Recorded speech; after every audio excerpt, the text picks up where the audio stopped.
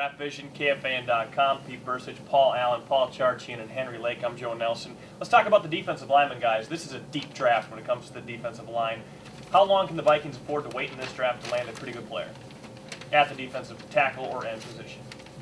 This might be the area of least need for the Vikings, and so outside of maybe wide receiver that we talked about earlier, and while the Williams wall is getting older, you don't necessarily feel like you have to go out and get replacements quite yet.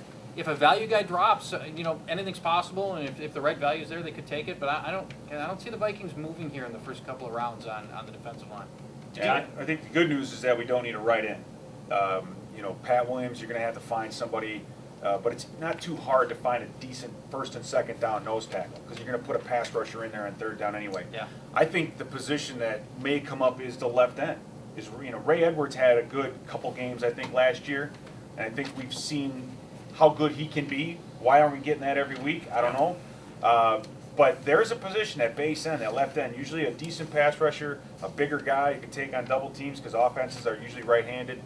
That's a position that might fall down to 31 or maybe into the second round. But it's still going to be a bit of a stretch because any guy that has any type of pass rush ability in the NFL gets drafted quickly. Yeah. Any thoughts on these upper tier guys, the Ndamukong Suh from Nebraska, the Gerald McCoys of this draft? They won't be there. On how good they? Well, I know that. Yeah. I know that. But to cover the rest of the draft, your thoughts on these players and how big of an impact they'll make right away?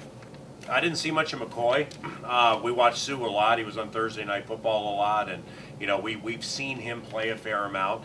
And there were people who believed that he was going to be the number one overall pick in the draft, which I didn't really buy into because you generally, in fact, you rarely, if ever, take defensive tackles first and give them that kind of money.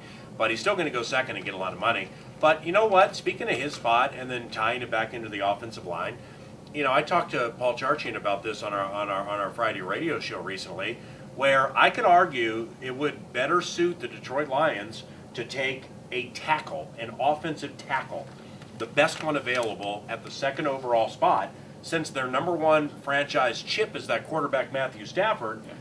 Put one over on the left side like the Okung kid from Texas, with Gosder Cherilus on the right side, move Backus to guard, and now you've started something but I think they're going to take one of these tackles because they're so worried about their run defense. And the run defense is bad. It's awful. But I totally agree with you. But so is their offensive line. Yeah, I agree. And if you've got Stafford there and you believe he's the future, let's lock down his blind side and give the kid some confidence in the pocket. It is so much easier to find a good run stuffing nose tackle or screen technique than it is to find a guy who's going to be back protecting your quarterback's backside for maybe 10 years. That's right. Oklahoma's from Oklahoma State, not Texas. My fault. And they got so much money locked into Stafford as the number one pick right there. Why not protect that investment? And he was destroyed last year. The kid took so many shots last year. Yep. You can't. You gotta give that kid a fighting chance to have a good NFL career. Yep. And he can't do that if he's gun shy because of all the hits he's taking. Protect Stafford for sure. You cannot have it go like Houston. It went with David Carr. Yeah. Well, the Lions have no identity. That's the thing. I mean, they keep putting these players. Okay, we're struggling at linebacker. Let's get Ernie Sims. We're struggling at safety. Let's get Lewis Bullocks. We're struggling on the offensive line. Let's get Gosder Cherilus.